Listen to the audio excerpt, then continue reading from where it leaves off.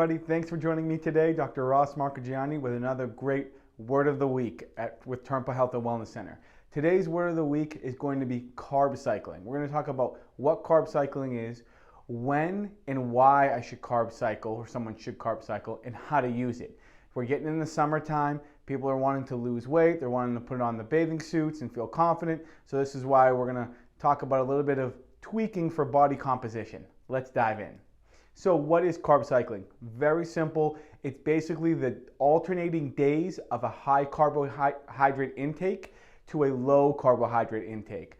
For those who aren't aware, a carbohydrate is one of your three main macronutrients: carbohydrates, protein, and fat. So it's basically just allowing your ability to have days, typically, which we'll talk about how to implement on higher performance days, to have a higher carbohydrate intake, and on your rest days to have a lower carbohydrate intake and use fat as your primary fuel source. Some other benefits here: it allows for increased performance. So for those who are kind of hitting a wall in your performance and you're not getting as much lean muscle mass, or you're not hitting your PRs, this is another way to get you into that next level. As well as muscle development. Also, it improves weight loss, again, because you're allowing to go lower carb on those days that you're not working, but also on those days that you are working, you're using a little bit more carbohydrate to feed the muscle that you're working. And it allows for that metabolic flexibility, which is huge. Again, you're transitioning from using glucose from carbohydrates and protein as your primary fuel, and then using fatty acids on your rest days from fat as your main fuel. So you're shifting back and forth on your fuel source. So why and when would carbohydrates or a carb cycling be effective? So obviously when we're struggling or hitting that plateau with weight loss, we want to have improved workouts and energy. You notice if you're running just off protein or just high protein, high fat diet, you're losing that lackluster energy in your workout. That may be beneficial there. It goes along with increased performance, and we've already talked about the ability of having that metabolic flexibility. Also, for those who are ectomorphs, meaning tall, slender, skinny individuals who are trying to put more mass on, they typically do better with carbohydrates than protein or fat. So they tend to use that fuel more effectively. Also, like we talked about, if you're hitting those plateaus with weight loss, you're hitting those plateaus with performance or PRs, again, kind of ties in with the ectomorph. If you're someone who just uses carbs better and you feel better on carbohydrates, carb cycling may be the answer for you. And then for those who have tried the ketogenic diet, which I'm favorable to, if you want to learn more about that, tune into my ketogenic diet. But using if ketones haven't been effective for weight loss, or you don't use fatty acids effectively during your workout, carb cycling may be beneficial for you. So how do we carb cycle? As you can see here, I have two basic carb cycling routines here. You can keep it as simple as possible with the top one that you can see here, and then the bottom one is regimented to me for a 200-pound individual off a 2,000 caloric diet.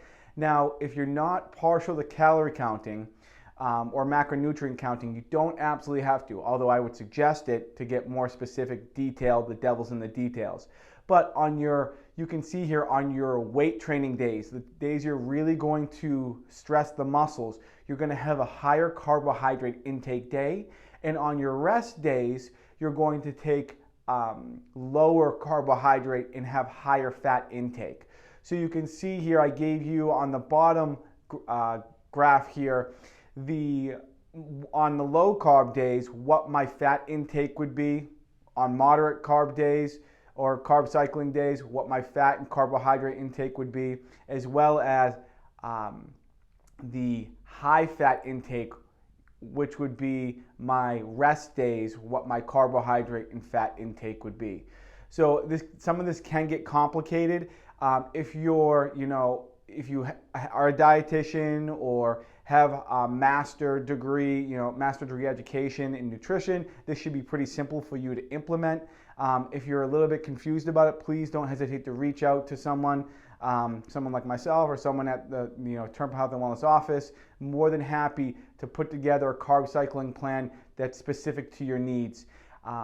If you want a calorie count or macro count, MyFitnessPal is a really easy one. Also, there's another one that I love personally called Chronometer. That's Chrono meter.